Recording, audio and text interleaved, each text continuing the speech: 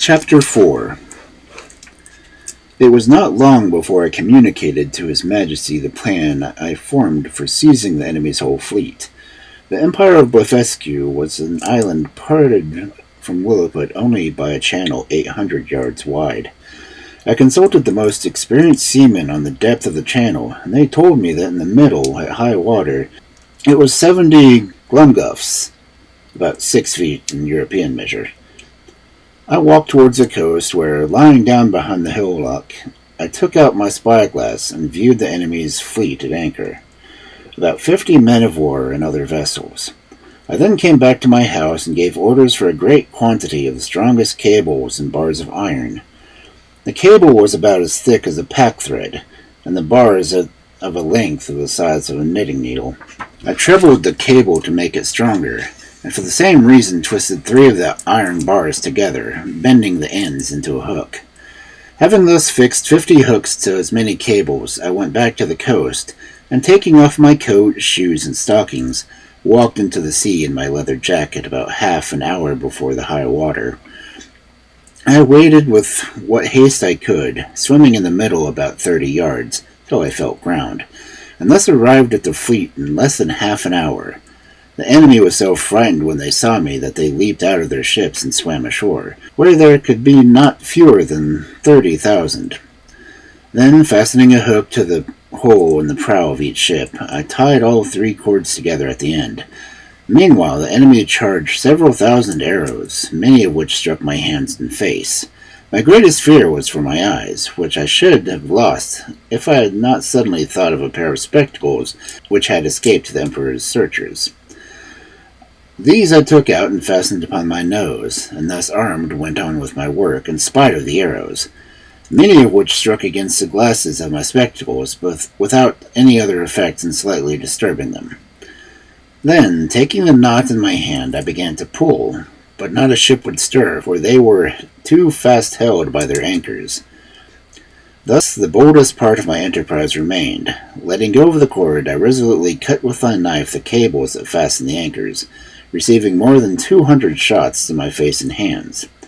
Then I took up again the knotted end of the cables to which my hooks were tied, and with great ease drew 50 of the enemy's largest men of war after me. When the Blefuscans saw the fleet moving in order, and pulling me at the other end, they set up a scream of grief and despair that it is impossible to describe.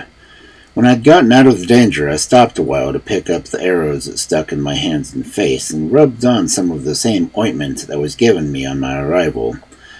Then I took off my spectacles, and after about an hour, till the tide was a little fallen, I waited on the royal port of Lilliput. The Emperor and his whole court stood on the shore awaiting me. They saw the ships moving forward in a large half-moon, but could not discern me, who, in the middle of the channel, was under water up to my neck. The Emperor concluded that I had drowned, and that the enemy's fleet was approaching in a hostile manner, but he was soon set at ease, for the channel growing shallower every step I made, I came in a short time within hearing, and holding up the end of the cable by which the fleet was fastened, I cried in a loud voice, "Long live the most puissant Emperor of Lilliput!" The prince received me at my landing with all possible joy, made me a nardal on the spot, which is the highest title of honor among them. His Majesty desired that I would take some opportunity to bring all the rest of the enemy's ships into his port, and seemed to think of nothing less than conquering the whole empire of Blefuscu and becoming the sole monarch of the world. But I plainly protested that I would never be the means of bringing a free and brave people into slavery, and though the wisest of the ministers were of my opinion, my open refusal was so opposed by His Majesty's ambitions that he could never forgive me. And from this time a plot began between himself and those of his ministers who were my enemies that nearly ended in my utter destruction.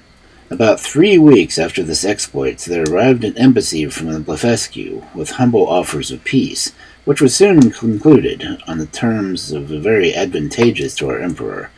There were 6 ambassadors with a train of about 500 persons, all very magnificent. Having been privately told that I had befriended them, they made me a visit, and paying me all compliments of my valor and generosity, invited me to their kingdom in the emperor, their master's name.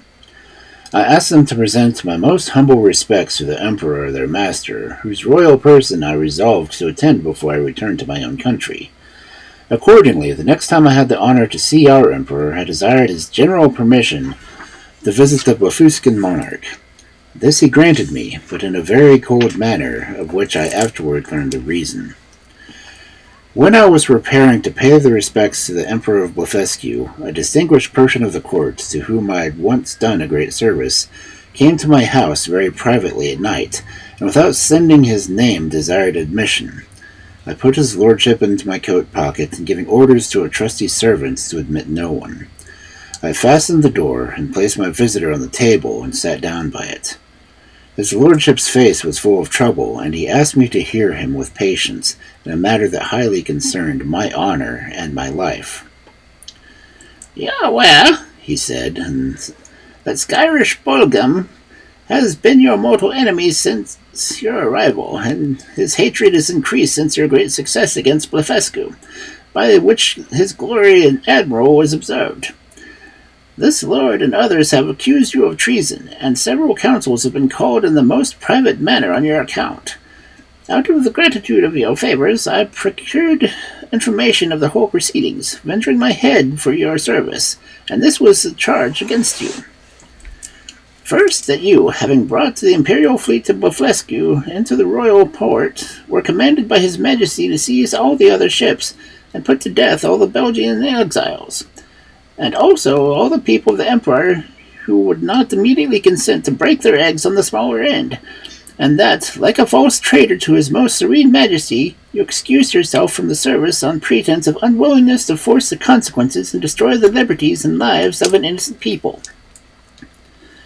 Again, when the ambassadors arrived at the court of Blefuscu, like false traitor, you aided and entertained them, though you knew them to be servants of a prince lately in open war against his imperial majesty.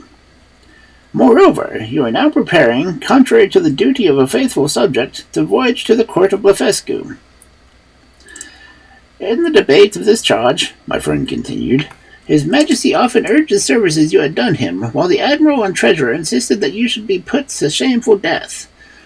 But Reldressel, secretary of private affairs, who has always promoted himself your friend, suggests that if his majesty would please to spare your life and only give orders to put out both your eyes, justice might in some measure be satisfied. At this, Bolgumsum rose up a fury, wondering how the secretary dared desire to preserve the life of a traitor, and the treasurer, pointing out the expense of keeping you, also urged your death. But his majesty was graciously pleased to say that since the council thought the loss of your eyes was too easy a punishment, other might be afterward afflicted. And the secretary, humbly desiring to be heard again, said that to the expense your allowance might be gradually lessened, so that for want of sufficient food you should grow weak and faint, and die in a few months. When this majesty's subjects might cut your flesh from your bone and bury it, leaving the skeleton for the admiration of posterity. Thus, through great friendship of the secretary of the affair was arranged. It was commanded that the plan of starving you by degrees should be kept in secret, but the sentence of putting out your eyes is entered in the books. In 3 days your friend the secretary will come to your house and read the accusation before you, and point out the great mercy of his majesty that only condemns you to the loss of your eyes, which, he does not doubt, you will submit to humbly and gratefully. 20 of his majesty's surgeons will attend to see the operation well performed, by discharging very sharp pointed arrows into the balls of your eyes as you lie on the ground. I leave you, said my friend, to consider what measures you will take, and to escape suspicion I must immediately return as secretly as I came. His lordship did so, and I remained alone in great perplexity. At first I was bent on resistance, for while I had liberty I could easily with stones pelt the metropolis into pieces, but I soon reflected that idea with horror, remembering the oath I had made to the emperor, and the favors I had received from him. At last, having his majesty's leave to pay my respects to the emperor of Blefuscu, I resolved to take this opportunity. Before the 3 days had passed, I wrote a letter to my friend the secretary, telling him of my resolution, and without waiting for an answer, went to the coast and entered the Channel, Between wading and swimming, reached the port of Blefuscu, where the people, who had long expected me, led me to the capital. His Majesty, with the royal family and great officers of the court, came out to receive me, and they entertained me in a manner suited to the generosity of so great a prince. I did not, however, mention my disgrace of the Emperor of Lilliput, since I did not suppose the prince would disclose his secret while I was out of his power. But in this, it soon appeared, I was deceived.